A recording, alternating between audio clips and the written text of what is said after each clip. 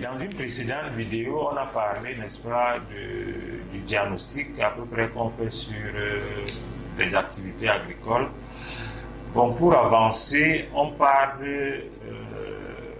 nous parlerons maintenant de la spéculation à choisir. Comment faire pour choisir telle ou telle spéculation dans l'entrepreneuriat agricole que nous voulons mener. Il faut savoir que c'est le marché qui guide. Il ne faut pas aller produire pour le plaisir de produire, c'est-à-dire qu'on a vu quelqu'un faire ci, moi aussi je m'en vais faire ça. Il faudrait être sûr qu'il y a une demande sur le marché.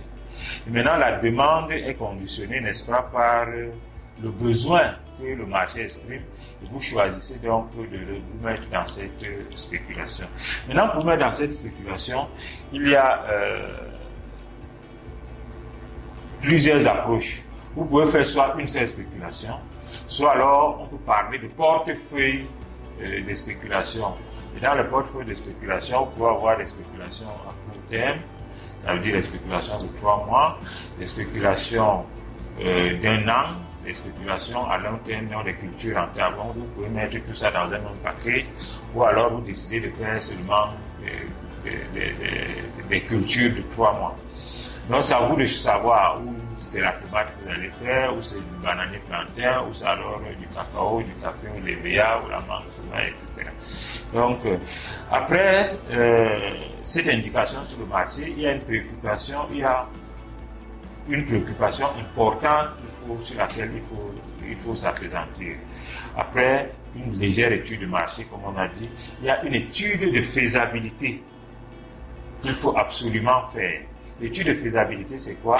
C'est d'avoir des préoccupations sur le plan technique de comment réaliser ça. C'est-à-dire, est-ce qu'on a les ressources humaines nécessaires? Est-ce qu'on a le matériel nécessaire? Est-ce qu'on a tous les équipements nécessaires pour pouvoir satisfaire, pour pouvoir mettre en place notre idée commerciale qui est par exemple la production du maïs ou la production de la tomate ou la production du cacao. Et maintenant, chaque spéculation a son cycle de vie dont il faut tenir compte. À côté de cela, donc, nous avons, après l'étude technique, après la faisabilité technique, si on est sûr que nous avons tout ça, savoir qu'est-ce que nous avons en interne, qu'est-ce qu'on peut prendre qu'est-ce que nous pouvons prendre en externe, nous avons la faisabilité financière. Est-ce que nous avons les moyens financiers pour payer le personnel, pour payer le matériel qu'il nous faut? Ça, parce que tout ce qui est technique doit être converti sur le plan financier pour savoir si nous avons les moyens. Comment nous pouvons dimensionner le marché peut effectivement nous offrir des opportunités? Est-ce que nous pouvons satisfaire? Nous pouvons gérer combien d'hectares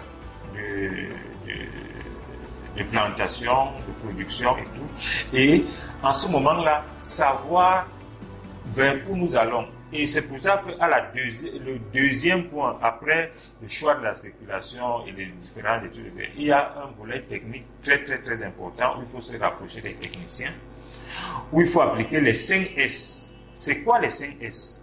C'est le premier S pour le sol, la qualité du sol, parce que vous n'allez pas aller faire votre culture n'importe où, il y a la qualité du sol, il y a la qualité de la semence, ne pas prendre n'importe quelle semence, il y a la qualité des semis. Est-ce que vous suivez l'itinéraire technique? Il y a le suivi de l'exploitation et enfin il y a le stockage, le séchage, etc. Donc voilà les étapes qui sont vraiment importantes dans les préoccupations qu'il faut prendre en compte pour lancer une exploitation. Et maintenant, comment vous allez lancer cette exploitation? Est-ce que vous allez la lancer seul, donc en entrepreneuriat individuel? Est-ce que vous allez la lancer avec d'autres personnes qui partagent la même vision que vous dans un entrepreneuriat collectif? Et quand vous lancez un entrepreneuriat collectif, quelle est la forme juridique? Est-ce que c'est la forme coopérative qui a son mode de gouvernance, une personne, une voix dans le mode de prise de décision? Est-ce que vous le faites en entrepreneuriat collectif capitaliste, ça veut dire les sociétés, les capitaux, les SA, les SARL, qui ont leur modèle de fonctionnement, ça veut dire celui qui a le plus d'argent, celui qui prend les décisions. Donc voilà les préoccupations que vous devez mettre, les préoccupations sur lesquelles vous devez vous pencher avant de vous lancer.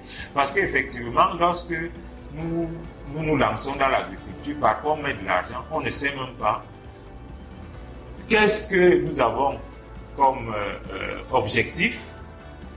Et bien évidemment, si on n'a pas d'objectif, on ne peut pas les atteindre, on ne peut même pas savoir qu'est-ce que nous allons gagner. Ça veut dire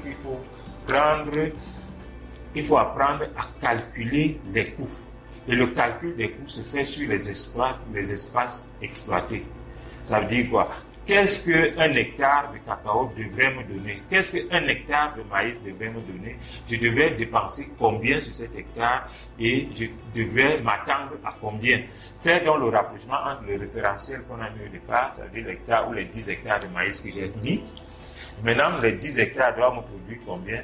Est-ce que j'ai atteint ça? Si je n'ai pas atteint ça, pourquoi je n'ai pas atteint ça? Et on fait donc des calculs pour voir. Donc la notion de coût de production est très très très importante pour la fixation des prix et savoir si le business a marché ou il n'a pas marché. Donc voilà quelques briques que nous avons. Nous restons à votre disposition pour entrer en profondeur dans chacun de ces domaines et rapprochez-vous de nous si vous avez une idée.